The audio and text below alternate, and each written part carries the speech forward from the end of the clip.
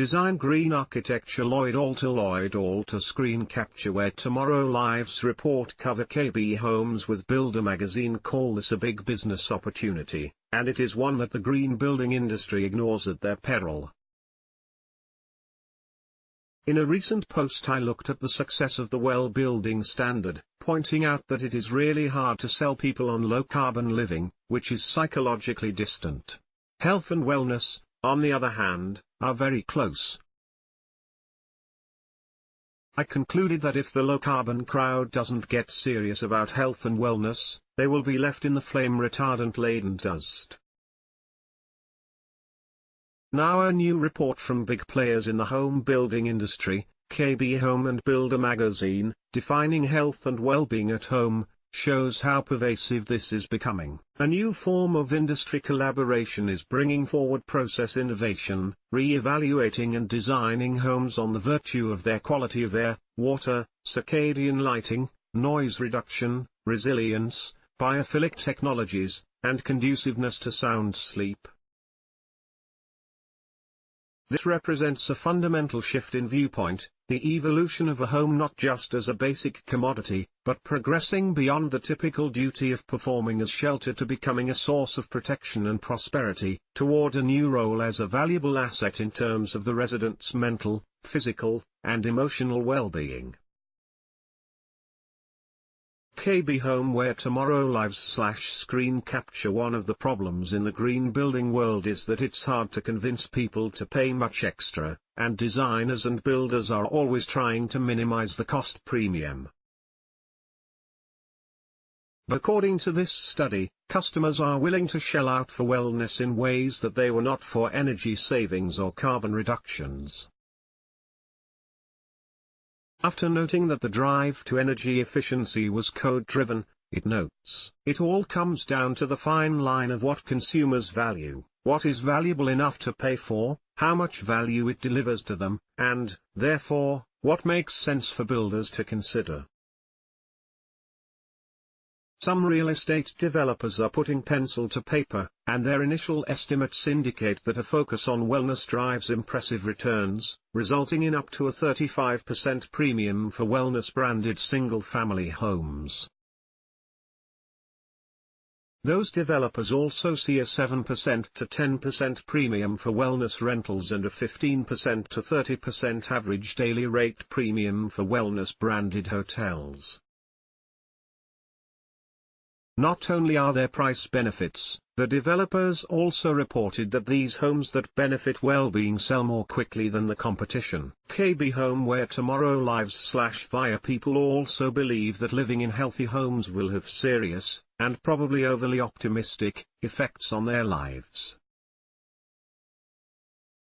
People see tangible and measurable benefits derived from home features and functionality that promote health and well-being, with up to 67.7% of our respondents attributing healthy homes to savings on healthcare and medical costs ranging from an 11% to 40% reduction of out-of-pocket expenses in healthcare and medical expenses. The granite counter test, and you know things are serious when you put them up against the classic test. I have always said that given a choice, most buyers will always pick the granite counter over energy efficiency or better air quality.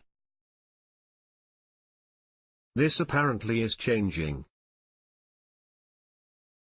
Interestingly, a majority of respondents picked noise reduction, insulating high-performance walls over a golf community, indicating they value the health performance of their walls higher than a golf community. Other choices: a grow/green wall over granite countertops, net zero energy versus a walk-in closet, and high-performance windows with a reflective coating versus an outdoor kitchen, show a growing awareness and favoring of health features over more conventional design trends.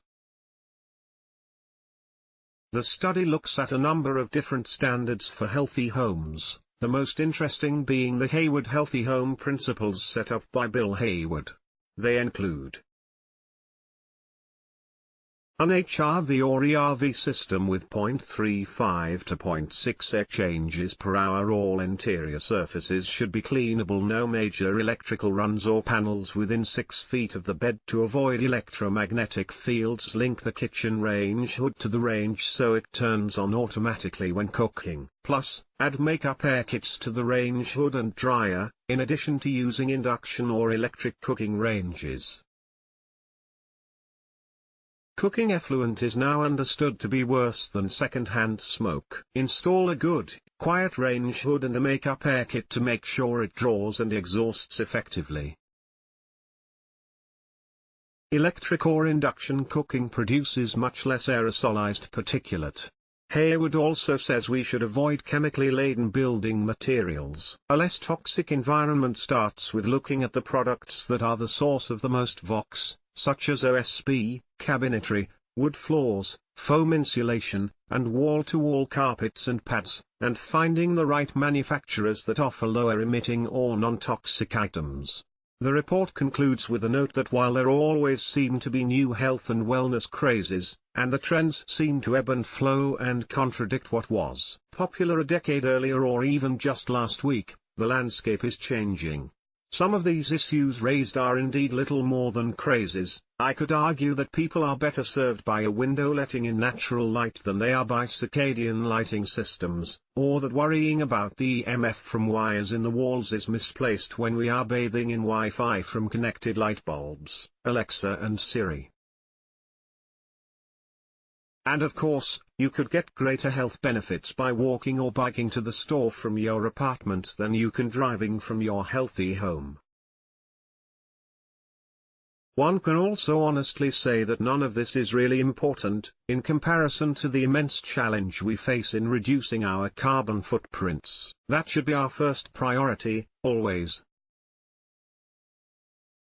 But architects, designers and builders ignore this health and wellness trend at their peril. This is what people want and will pay for, especially if it is built on a foundation of comfort and efficiency. Where tomorrow lives. Another look at health and wellness in building KB homes with Builder magazine call this a big business opportunity, and it is one that the green building industry ignores at their peril.